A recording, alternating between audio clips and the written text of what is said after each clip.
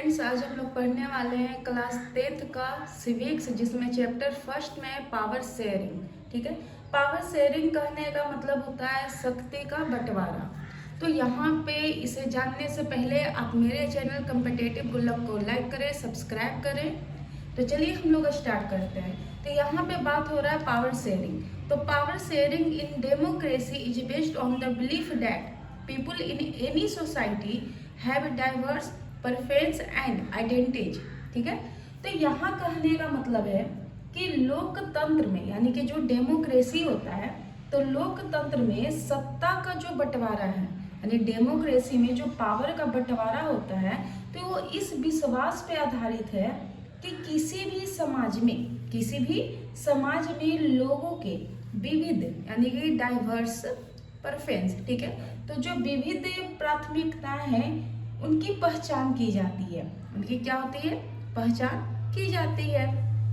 इसके बाद है acknowledging this difference and giving them a voice in governments help prevent conflict and ensure peaceful.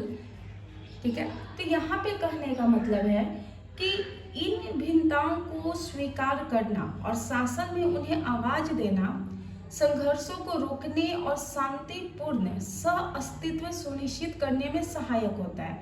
यानी कि जो भी देश विदेश में जो भी संघर्ष हो रहे हैं, उस आवाज को रोकने के लिए और अपने आइडेंटिटी को पहचान में लाने के लिए पावर शेयरिंग काफ़ी ही इम्पॉर्टेंट होती है।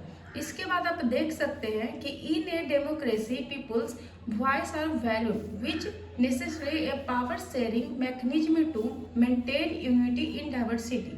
ठीक है, तो जो डेमोक्रेसी है, यानी कि लोकतंत्र है, तो लोगों की आवाज को महत्व दिया जाता है।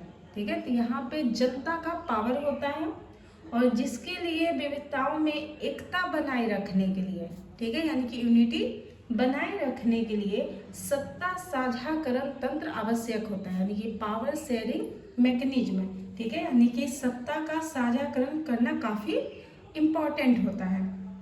तो इस तरीके से हम लोग पावर शेयरिंग क्या होता है इसका मतलब समझे हैं। अब यहाँ पे कि रीजन फॉर पावर शेयरिंग, आखिर ये जो पावर शेयरिंग है तो इसके कारण क्या है, क्या रीजन है। ठीक है, तो यहाँ पे कह सकते हैं कि टू मेन रीजन सपोर्ट, ठीक है, the need for power sharing, यानी कि जो पावर शेयरिंग है, यानी कि सत्ता का साझाकरण है, इसकी आवश्यकता के समर्थन के लिए दो महत्वपूर्ण कारण है। ठीक है, तो सबसे पहले प्रूडेंशियल रीजन, यानी कि प्रूडेंशियल रीजन कहने का मतलब होता है विवेकपूर्ण कारण। ठीक है, तो यहाँ पे कहा गया कि power sharing helps reduce conflict between social groups ensuring political stability and harmony. यानी इनका कहने का मतलब है कि जो भी आप पावर का शेयरिंग कर रहे हो, यानी कि जो भी सत्ता का बंटवारा कर रहे हो, आप सामाजिक, यानी कि सोशल ग्रुप, यानी कि सामाजिक समूहों के बीच में संघर्ष को कम करने में मदद करता है, जिससे राजनैतिक स्थिरता, यानी कि पॉलिटिकल स्टेबिलिटी और सद्भाव, ठीक है, यानी कि हार्मोनी सुनिश्चित होता है। पहला तो ये रीजन हो गया। दूसरा रीजन होता है कि मोरल रीजन, यानी कि नैतिक कारण। अब ये नैतिक कारण क्या है? तो power sharing is an ideal of democratic governments where citizen participate in decision making directly और थ्रू इलेक्टेड रिप्रेजेंटेटिव्स। ठीक है, तो इसका कहने का मतलब है कि जो भी पावर का आप शेयरिंग कर रहे हो, यानी कि सत्ता का बंटवारा कर रहे हो, ठीक है, तो इसमें लोकतांत्रिक यानी डेमोक्रेटिक एक ऐसा गवर्नमेंट है, ऐसा शासन है, एक आदर्श है, ठीक है, जहाँ पे जितने भी सिटीजन है, यानी कि जितने भी नागरिक है, वो सीधे तौर पे या फिर निर्वाचित रूप से, यानी कि निर्वाचित प्रतिनिधि के माध्यम से, ठीक है, यानी कि डिसीजन मेकिंग, यानी कि डायरेक्टली या फिर थ्रू इलेक्टेड रिप्रेजेंटेटिव्स, ठीक है, या तो वो सीधे तौर पे या फिर निर्वाचित प्रतिनिधियों के माध्यम से निर्णय लेने में भाग लेते हैं, यानी कि डिसीजन लेने में यहाँ पे क्या करेंगे, भाग लेते हैं। इसीलिए यहाँ पे ये पावर शेयरिंग का रीजन है। अब यहाँ से कई कंट्री के हम लोग केस स्टडी को देखेंगे, जिससे आपको पता चलेगा कि अब पावर शेयरिंग क्यों इतना इम्पोर्टेंट रहा है। बात करें केस स्टडी के बारे में, ठीक है, तो यहाँ पे एक बेल्जियम कंट्री और एक श्रीलंका, ठीक है। तो यहाँ पे इस चैप्टर में हम लोग यहाँ पे पढ़ेंगे जातीय विविधता, ठीक है। यानी कि आप यहाँ देख सकते हैं कि the chapter presents to countries with distinct approach to manage, ठीक है, एथनिक डाइवर्सिटी, ठीक है, Belgium and Sri Lanka. These examples highlight both successful and unsuccessful outcomes of different power sharing models, ठीक है। तो यहाँ पे हम लोग ये जानेंगे कि इस चैप्टर में जो इथेनिक डाइवर्सिटी है, यानी कि जातीय विविधता के प्रबंधन के लिए अलग अलग दृष्टिकोण से, ठीक है, अलग अलग यहाँ पे अप्रोच देखा जा रहा है। जैसे कि बेल्जियम हो गया, एक कंट्री है, एक श्रीलंका है, ठीक है। तो यहाँ पे आप देख सकते हैं कि यहाँ पे कैसे पावर शेयरिंग करके यहाँ पे सक्सेसफुल भी हुआ है और अनसक्सेसफुल भी हुआ है। दोनों के परिणाम को हम लोग रिजल्ट को यहाँ पे देखने का काम करेंगे। तो चलिए सबसे पहले हम लोग देखते हैं बेल्जियम का। तो बेल्जियम ए मॉडल ऑफ, ठीक है, एकॉमोडेशन। तो यहाँ पे आप देख सकते हैं कि Belgium is a small European country with a diverse population, यानी कि बेल्जियम एक छोटा सा यूरोपीय देश है जिसकी पॉपुलेशन विविधतापूर्ण है, ठीक है। और the country has 3 main communities, यानी कि इस कंट्री में 3 मुख्य समुदाय है, 3 मुख्य क्या है, कम्युनिटी है। तो फर्स्ट में है ये डच, फर्स्ट में आपका क्या है, डच। तो Dutch speaking Flemish, Dutch speaking Flemish, ठीक है।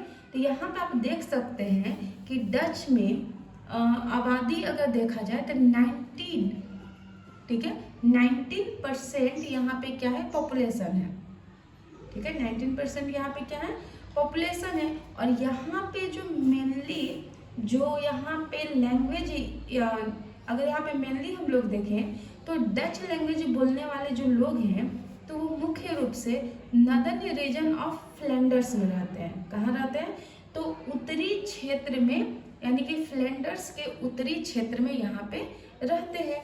सेकंड में अगर आप देखिएगा तो फ्रेंच स्पीकिंग वॉल्यूम्स है, ठीक है, फ्रेंच स्पीकिंग वॉल्यूम। तो यहाँ पे क्या है, तो यहाँ पे अप्रॉक्स अगर देखा जाए तो 40% जो पॉपुलेशन है वो फ्रेंच लैंग्वेज बोलते हैं। और ये कहाँ रहते हैं, तो साउथ में, ठीक है, साउथ में ये वालोनिया रीजन में यहाँ पे रहते हैं। थर्ड में अगर देखा जाए तो जर्मन स्पीकिंग कम्युनिटी है, ठीक है। तो यहाँ पे अगर कहा जाए तो ये जो पूरा पॉपुलेशन है ये कितना है, 1% यहाँ पे देखा जा रहा है पॉपुलेशन है। तो यहाँ पे 3 तरीके का लैंग्वेज देखने को मिल रहा है, एक डच लैंग्वेज, फ्रेंच लैंग्वेज और जर्मन लैंग्वेज। इसके आगे हम लोग कहानी और देखते हैं कि क्या इसके आगे होता है। आप देख सकते हैं कि due to ethnic diversity Belgium faced tensions between Dutch and French speaking communities. To manage this conflict Belgium adopted several power sharing agreements, ठीक है। तो यहाँ पे क्या होता है कि जो इथेनिक डाइवर्सिटी यानी कि जातीय विविधता, यानी कास्ट को लेके जो डाइवर्सिटी चल रहा था बेल्जियम में जो डच और फ्रेंच लैंग्वेज को, ठीक है, बेल्जियम में किस लैंग्वेज को लेकर, डच और फ्रेंच लैंग्वेज को लेकर जो तनाव चल रहा था, ठीक है।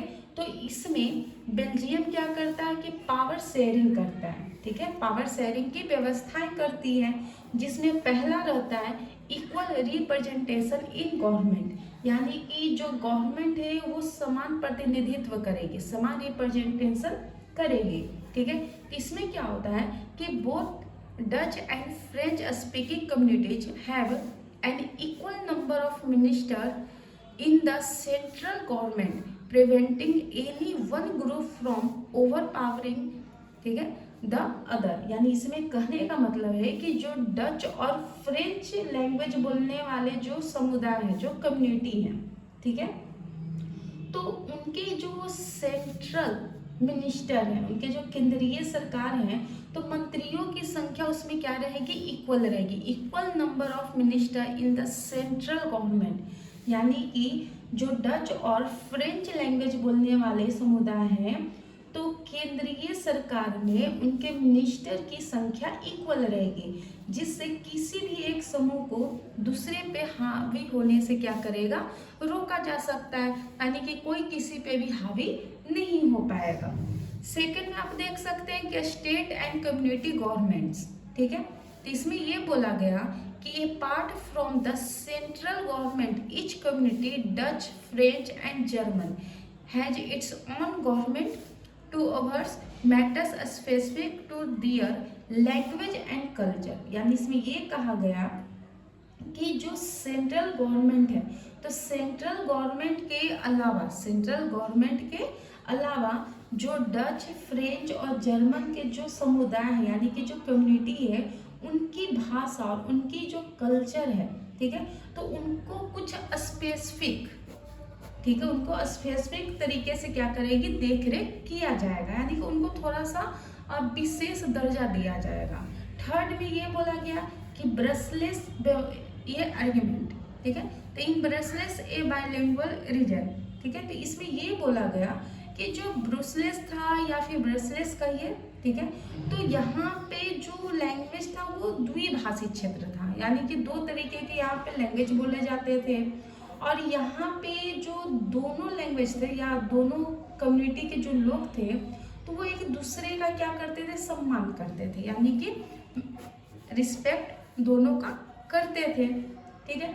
इसके बाद अगर आप देखिए तो कम्युनिटी गवर्नमेंट्स है, यानी कि सामुदायिक सरकार है, ठीक है, तो इसमें ये बोला गया कि this governments handle education, culture and language issue with in each community, ठीक है, यानी कि जो आपके गवर्नमेंट है, तो हर गवर्नमेंट जो है तो वो प्रत्येक जो कम्युनिटी है उनके भीतर एजुकेशन, कल्चर या लैंग्वेज सभी के मुद्दों का क्या करेगी, प्रबंधन करेगी, यानी कि सभी के प्रॉब्लम का सॉल्यूशन निकालने का कोशिश करेगी।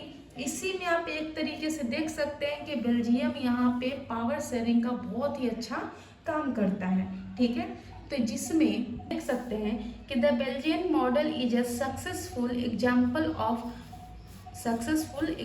Of how diverse communities can coexist peacefully thanks to prudent power sharing agreements.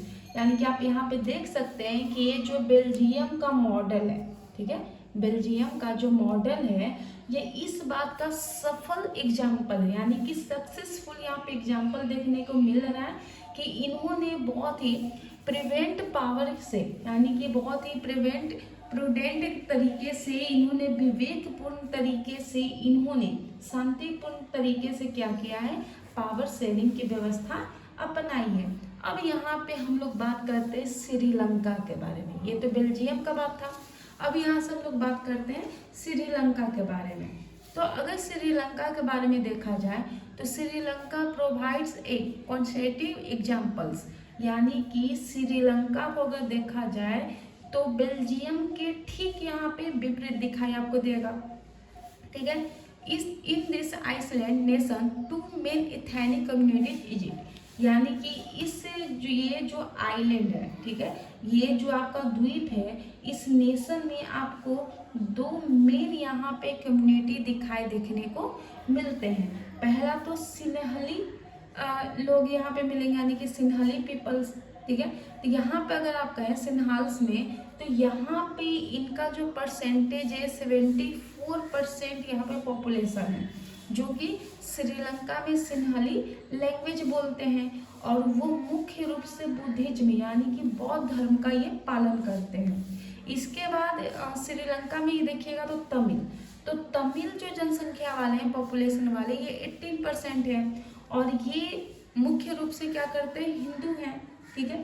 तो यहाँ पे क्या होता है कि 1948 में, ठीक है, 1948 में इंडिपेंडेंस गेन करने से पहले, ठीक है, जो श्रीलंका के गवर्नमेंट थे, इन्होंने सिन्हली, ठीक है, सिन्हली जो मेजॉरिटी था उसके पक्ष में इन्होंने क्या कर दिया, इनके फेवर में कुछ नियम बना दिए, कुछ पॉलिसी बना दी है। ठीक है, क्या क्या बना दिया? तो सिन्हली एज द ऑफिशियल लैंग्वेज, यानी कि 1916 में इन्होंने तमिल हित में, यानी कि तमिल इंटरेस्ट में क्या किया कि तमिल को अनदेखा करते हुए इन्होंने सिन्हली को ही, ठीक है, सिन्हली को ही श्रीलंका का ऑफिशियल लैंग्वेज बना दिया। ठीक है, जिसकी वजह से यहाँ पे अब क्या होगा, गर्व, जबकि बेल्जियम में ऐसा कुछ नहीं था, लेकिन यहाँ पे ये बेल्जियम के अपोजिट काम कर रहा है। एक को आप पूरा, मतलब कि आप क्या कर रहे हो कि एक को आप पूरा फेवर कर रहे हो और एक को फेवर नहीं कर रहे हो, तो ये तो झगड़ा वाला काम है। तो यहाँ से अब डाइवर्सिटी देखने को मिलती है। ठीक है, यानी कि preference in jobs and education, यानी कि यहाँ पे आप ये देखिएगा कि श्रीलंका के जो लोग थे, यानी कि गवर्नमेंट जो थी, तो ये सिन्हाल लैंग्वेज वाले को ही जॉब्स और एजुकेशन ये सब प्रेफरेंस कर रहे थे, तमिल वाले को नहीं, जिसके वजह से यहाँ पे पावर शेयरिंग में होती है गड़बड़, और इसी को हम लोग आगे कल पढ़ेंगे। तो प्लीज़ आप ज़्यादा से ज़्यादा लाइक करें और सब्सक्राइब करें, और कोई भी अगर आपको डाउट हो तो आप कमेंट करें।